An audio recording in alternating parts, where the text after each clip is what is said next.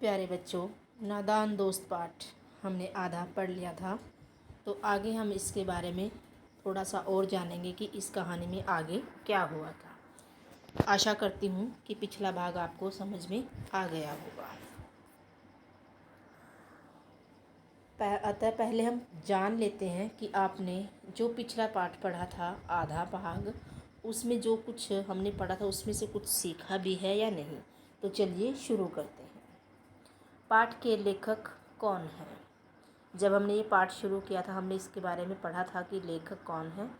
तो आशा है कि आपको पता होगा, मुंशी प्रेमचंद। पाठ में नादान दोस्त किसे कहा गया है? केशव और श्यामा दोनों बच्चों को। घर की कार्निस पर किसने घोंसला बनाया था? चिड़िया ने। चिड़िया के घोंसले में क्या था? चिड़िया के अंडे। केशव और श्यामा क्या देखने के लिए उत्सुक थे? चिड़िया के अंडे। केशव ने चिड़िया के अंडों के भोजन के लिए क्या व्यवस्था की थी? चावल के दाने गार्निश पर रख दिए थे। केशव ने चिड़िया के अंडों को धूप से बचाने के लिए क्या व्यवस्था की थी? एक टूटी टोकरी से ढक दिया। ये किस मौसम की बात है? गर्मी। शाबाश, बहुत अच्छे।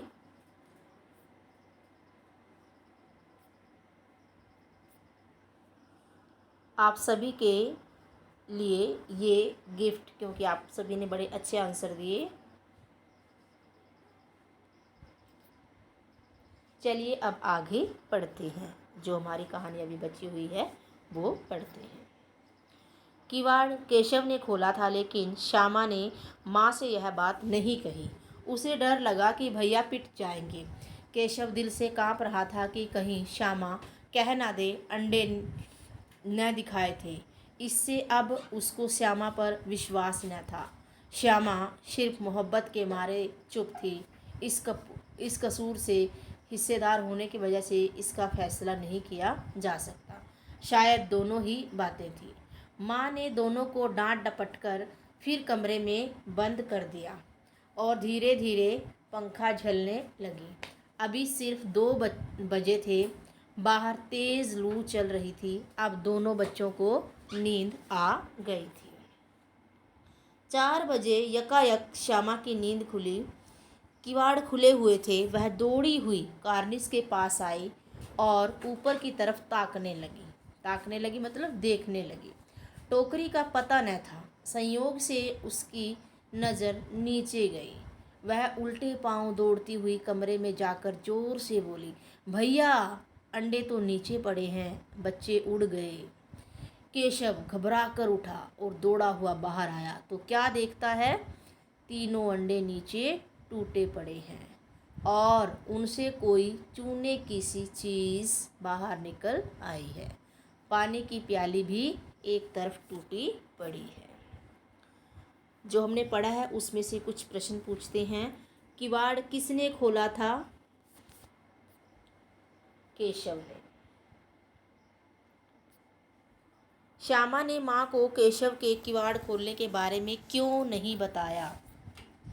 क्योंकि श्यामा जानती थी कि माँ गुस्से में केशव की पिटाई करेगी और वह खुद भी उसके साथ शामिल थी। उसके चेहरे का रंग उड़ गया। सहमी हुई आंखों से जमीन की तरफ देखने लगा। कौन? केशव।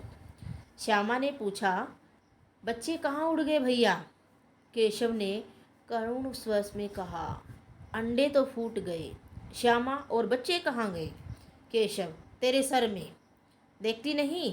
अंडों में से उजला उजला पानी निकल आया है। वही 2-4 दिनों में बच्चे बन जाते।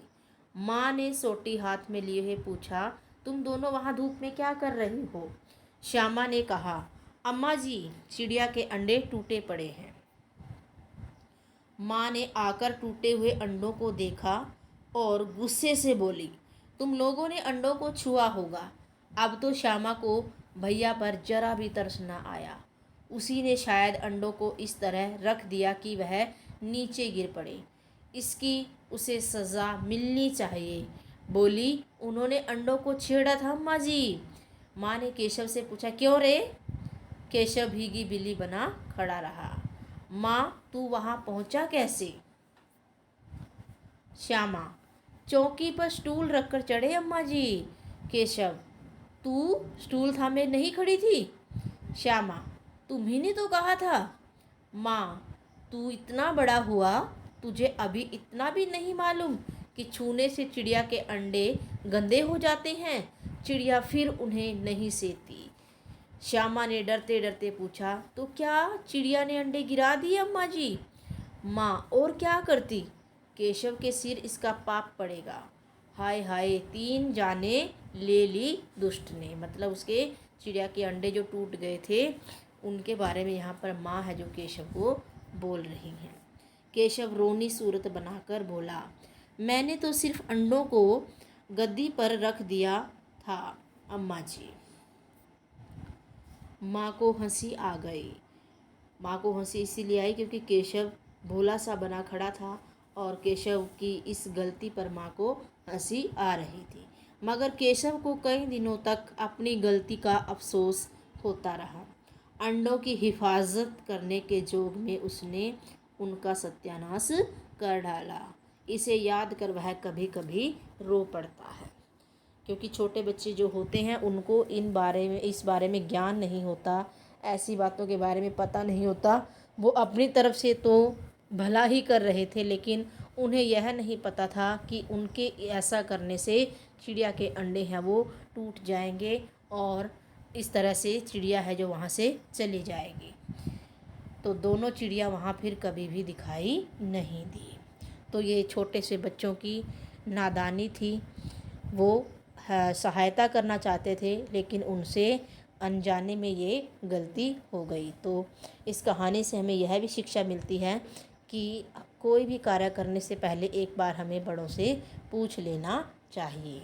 अगर केशव और श्यामा अपनी अम्मा से यह पूछ लेते तो शायद अंडे नहीं टूटते और उनमें से बच्चे बाहर निकल जाते। तो आशा करती हूँ बच्चे ये कहानी आपको समझ में आई होगी। तो अगली वीडियो में इसके प्रश्न उत्तर और भाषा की बात के साथ मिलते हैं। तब तक धन्यवाद। स्वस्थ रहें, मस्त रहें और पढ़ने में व्यस्त रहें।